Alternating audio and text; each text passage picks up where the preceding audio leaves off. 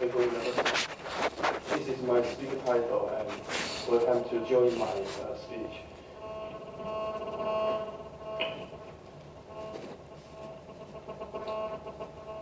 Okay, this is my speaker outline, and in this study, I combine LiDAR, airborne LiDAR, and SPAR image to evaluation landslides, vegetation, restoration. So in this study, we will use the LiDAR and LiDAR DSM reference data and to combine this together.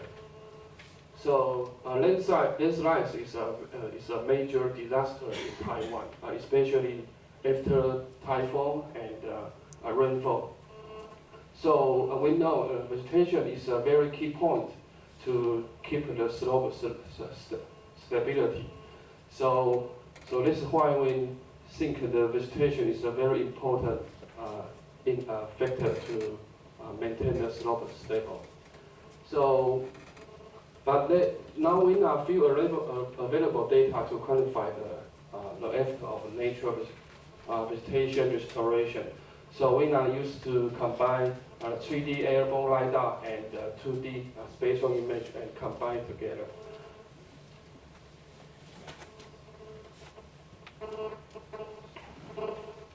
Okay, the first scope of work is to illustration the vegetation characteristics from the 2D dimension spatial image. Then we will use the airborne LiDAR to illustration the 3D topographic data. The last procedure is to integrate the two different type of data. So we know we have a 3D information from the topographic data. So we only know the vegetation height, but we don't know the vegetation, the health condition. So we have to combine the 2D spatial information to combine together, so we can know the actual vegetation height and the condition of health. So why we use LiDAR? LiDAR is a very important technique recently, especially for surveying. So the LiDAR can be is a light detection and range technique to detect the surface. So it has three different reasons to use LiDAR. The first one is a very high resolution and high accuracy topographic data. The scan process can be 2 to 10,000 points per second. It's a very high accuracy data. And also it's a multi-return, multi-anchor data. So we can retrieve the different type of tree data. So it's a very important, a lot of importance correlation of different type of return from the surface. And the airborne LiDAR is a very high mobility platform. So we now use it to combine with SPAR5 data. The SPAR5 data were both conducted after typhoon, long typhoon. The study area is situated at several percent of the Simon Reservoir. Simon Reservoir is a very important reservoir, and also is a very high frequency landslides in Taiwan. So serious landslides occurring after typhoon and rainfall, especially on the riverbank and some highway. So the first thing is to combine, before we combine these two index together, we have to illustrate the vegetation index. So the vegetation index is a very common tool to understand the vegetation health condition. So we use NDVI to understand the vegetation condition. So NDVI is very important. It's an near-infrared image to minus the near-infrared radiation. So we have to extract the landslides, the boundary, to understand the vegetation grazing. The first thing is to make sure everything, the landslide boundary was extracted from the air photo and before disaster. So the landslide boundary was laid on the LiDAR data and as the pre-disaster extent. So the first thing is to divide the DSM is to obtain a normalized DSM. The normalized DSM is DSM to minus DEM. The DEM is surface elevation data. The DSM is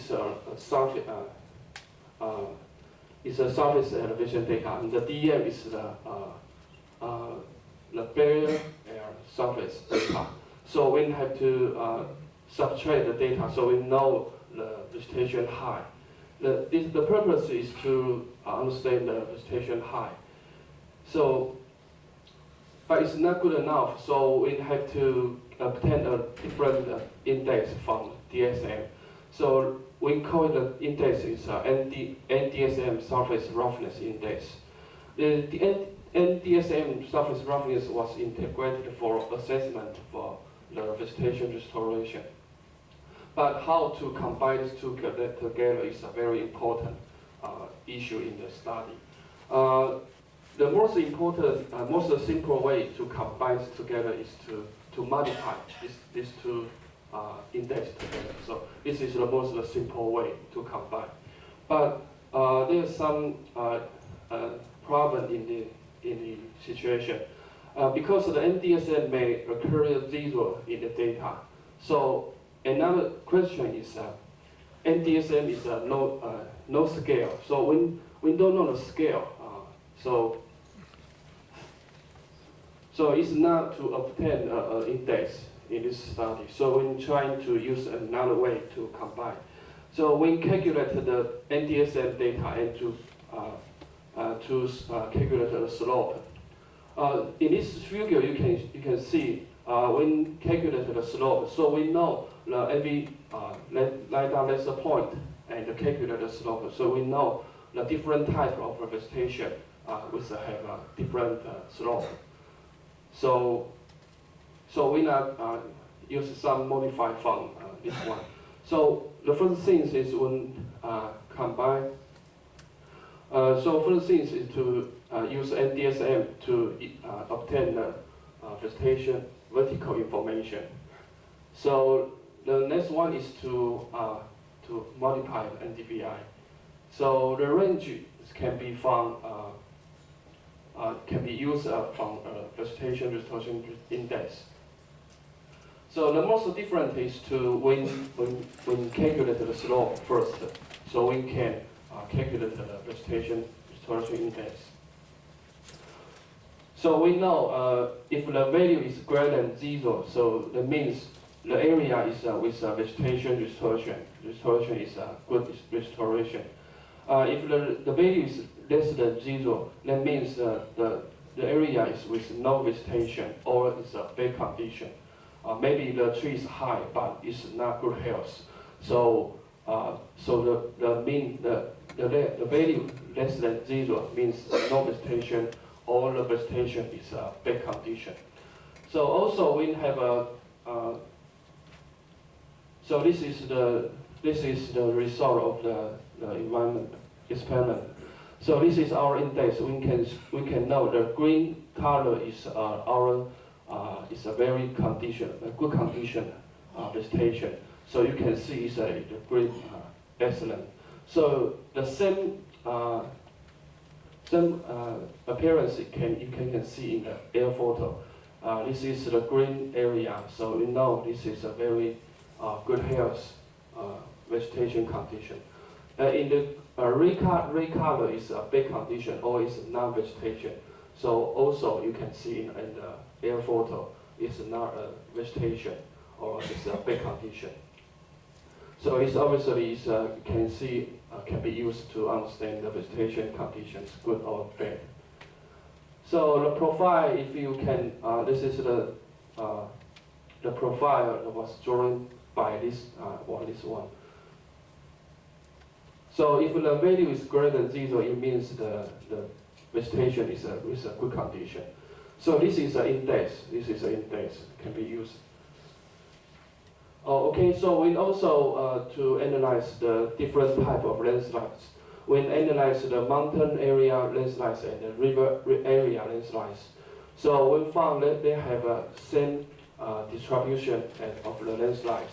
In the mountain area, the most slope occurrence to landslides is about 20-degree slope. Also in the river landslides, it also have a same situation here. So the conclusion is spar image and the LiDAR data are used in this study. It's a very useful data to assessment the landslides vegetation restoration when the LiDAR derived index included in this study. And NDSM surface roughness are entered in landslides vegetation restoration assessment. So maybe we can use this to understand the vegetation condition. Maybe in the field study, we were trying to combine more temporary data to assessment and also make some observed radiological calculation to make sure that the data is good for analysis. So this is my speak. I'm sorry for my poor English. Thank you, everyone. Thank you. Thank you for the presentation. Time for questions,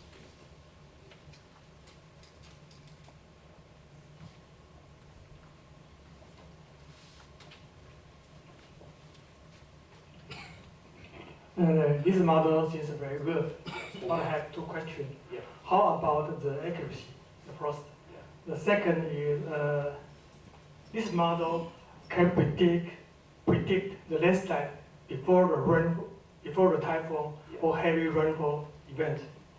Thank you. Okay. The first question is accuracy. I think the accuracy, because we use the spar image, so I think the accuracy depends on the spatial image. Because when the LiDAR data is a very high accuracy, maybe meters, 1 meter or 2 meters. But we also combine a spar image, so the resolution you have to depend on the spar image. So it's because we have to extract the spatial information from spar image. So the accuracy, I think, is not depends on the different type. Because we have a different type, we have to have it in the field study. And the second question is. Yeah, landslides. Yes.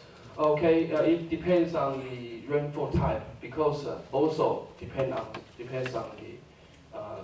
the vegetation type.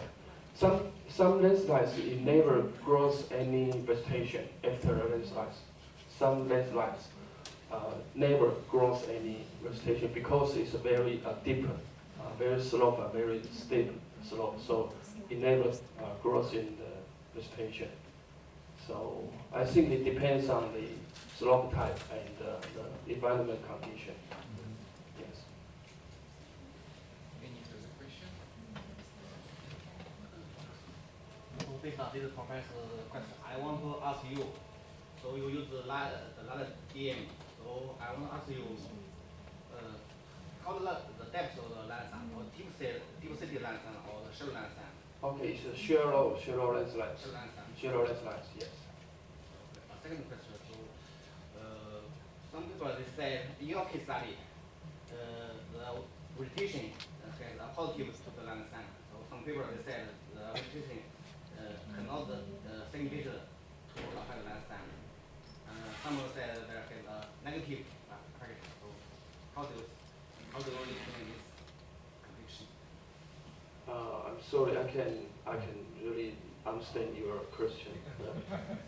I mean, in your case study, the vegetation has a positive Yes, effect in the yeah. landscape. Yes. In Japan, they said some people they said the vegetation has not has a negative Yes. effect. So how to explain this? Yeah. Okay.